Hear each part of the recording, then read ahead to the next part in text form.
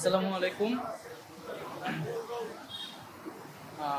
আজ দুপুর 1টার সময় আমাদের প্রধান উপদেষ্টা কার্যালয় যমুনাতে আমাদের উপদেষ্টা পরিষদের একটা অনানুষ্ঠানিক বৈঠক ছিল এবং এই বৈঠকে আমি আমার একটা ব্যক্তিগত বিষয়ে আলোচনা করেছি এবং আলোচনা সাপেক্ষে আমি প্রধান উপদেষ্টা বরাবর আমার পদত্যাগপত্র জমা দিয়েছি। আমার যেই দুটি মন্ত্রণালয় ছিল, তথ্য ও সম্প্রচার এবং ডাক, টেলিযোগাযোগ এবং তথ্য প্রযুক্তি, দুইটি মন্ত্রণালয়ের দায়িত্ব থেকে আমি ইস্তফা দিয়েছি। এছাড়াও এই জুলাই শহীদ স্মৃতি ফাউন্ডেশন সহ সরকারের যেই সকল কমিটিতে আমি ছিলাম, এই সকল কমিটি থেকে আমি সাথে একই সাথে ইস্তফা আমার হচ্ছে।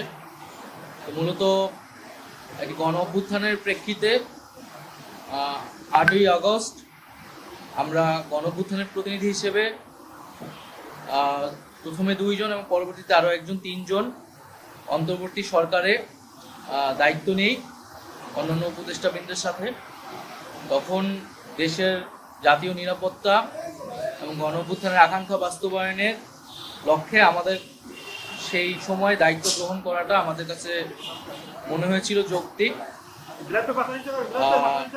গত 6.5 মাসের প্রেক্ষিতে সরকার কাজ করছে, হয়তো আমরা আশানুরূপ ফলাফল এখনো পাইনি, কিন্তু আমার কাছে মনে হয়েছে যে সরকারের একটা স্ট্যাবিলিটিতে সরকার এসেছে এবং ব্যক্তিগতভাবে সরকারের বাইরে যে দেশের বর্তমান যে পরিস্থিতি, সেই পরিস্থিতিতে একটি রাজনৈতিক শক্তির উত্থানের জন্য আমার রাজপথে থাকা প্রয়োজন, ছাত্র জনতার কাতারে থাকা প্রয়োজন এবং আমরা যে গণতান্ত্রিক পরিবর্তনের আকাঙ্ক্ষা করি, সেই আকাঙ্ক্ষার জন্য এবং আমার যে গণ অভ্যুত্থানে যে ছাত্র জনতা অংশগ্রহণ করেছে সেই শক্তিকে সংহত করতে আমি মনে করেছি যে আমার সরকারের থেকে আমার সরকারের বাইরে রাজপথে আমার ভূমিকা বেশি হবে এবং আমার বাইরে যারা আমাদের সহযোদ্ধা রয়েছেন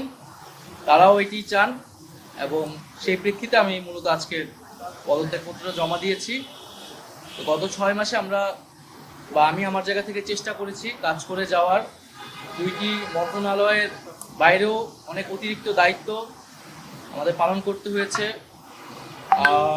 আমরা চেষ্টা করেছি এবং মন্ত্রণালয়গুলোতেও আমরা কিছু কাজ করেছি, সেই কাজের ফলাফল হয়তো সামনে জনগণ পাবে। 6 মাস খুবই কম সময়, তারপরেও আমি চেষ্টা করেছি আমার কাজ আর ফলাফল সেটা জনগণ মূল্যায়ন করবে।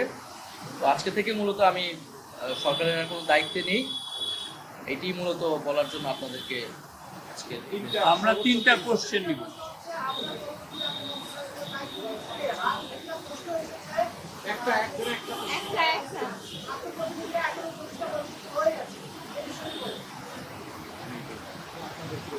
আমার পরে দায়িত্ব নিবে এটা আসলে ক্যাবিনেটে, পরবর্তীতে এটা ক্যাবিনেট ঠিক করবে, উপদেষ্টা পরিষদে ঠিক করবে।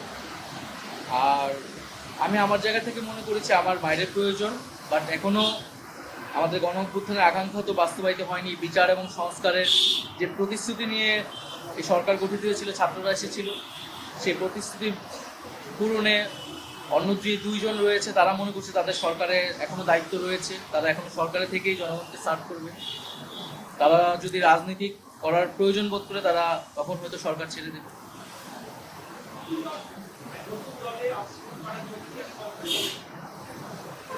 হ্যাঁ, নতুন যে রাজনৈতিক শক্তি এবং দল গঠন হচ্ছে, আমি সেখানে অংশগ্রহণ করতে আমার অভিপ্রায় আছে এবং জনগণের সাথে মিশে আবারও জনগণকে ঐক্যবদ্ধ করা এবং আমাদের যে গণঅভ্যুত্থান এর যে প্রতিশ্রুতি সেটা বাস্তবায়নে মাঠে থেকে কাজ করার লক্ষ্যেই আমি সরকার থেকে পদত্যাগ করছি।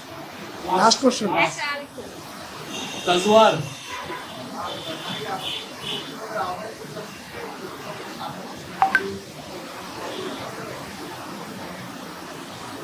এটার জন্য আপনাদের দলটির যেদিন ঘোষণা 28 তারিখ, সেদিন পর্যন্ত অপেক্ষা করতে হবে, সেদিনই এটা জানা যাবে। নারীদের মধ্যে থেকে একটা কোশ্চেন নিব। নারী কেউ আপনি সাজেদা জি।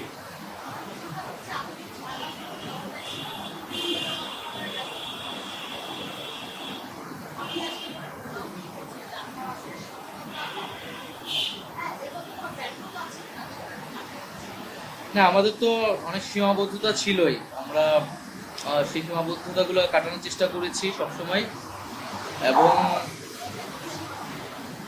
এখানে সীমাবদ্ধতা ছিল, আমলাতান্ত্রিক জটিলতা ছিল। আমরা এসে এই ব্যুরোক্রেসিকে যেভাবে পেয়েছি, এখানে পুলিশ যে তার আত্মবিশ্বাসের ঘাটতি হয়েছে আন্দোলনের পরে, এবং একই সাথে এখানে এই জুলাই গণহত্যাকারীদের, জুলাইয়ের যারা গণহত্যাকারী তাদেরকে গ্রেফতারের বিষয়টা, বিচারের বিষয়টা, সে বিষয়ে আমাদের আহ, আহ, আমাদের কিছু সীমাবদ্ধতা থাকা সত্ত্বেও আমরা কাজ করেছি। আমি জনপ্রশাসন কমিটির একটা দায়িত্বে 2 সপ্তাহের মতো ছিলাম। 2 সপ্তাহের মিটিংয়ে আমরা সিদ্ধান্ত নিয়েছি যে যারা 18 সালের ডিসি ছিল এবং দুর্নীতির সাথে জড়িত ছিল তাদেরকে সরানোর ব্যবস্থা, এরকম কিছু উদ্যোগ আমরা নিয়েছি। এবং আমি আশা করব যে অন্তর্বর্তীকালীন সরকার সামনের দিনগুলোতে জনগণের যে আকাঙ্ক্ষা, গণঅভ্যুত্থানের যে আকাঙ্ক্ষা, সেই আকাঙ্ক্ষা বাস্তবায়নে তারা সচেষ্ট হবে, এবং দেশের যে আইন শৃঙ্খলা পরিস্থিতি, সেই আইন শৃঙ্খলা পরিস্থিতি এবং দ্রব্যমূল্য নিরসনে তারা সফলতা দেখাতে পারে। ধন্যবাদ।